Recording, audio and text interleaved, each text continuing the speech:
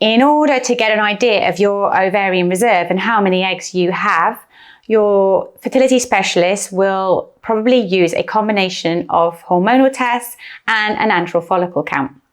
The hormonal test will measure the hormones FSH, follicle stimulating hormone, and progesterone, along with anti-Mullerian hormone, AMH. By means of an ultrasound, your specialist will also want to do an antral follicle count, where they will count the number of developing egg cells that you have in your ovaries. These results taken together can give a really good picture of what your ovarian reserve is.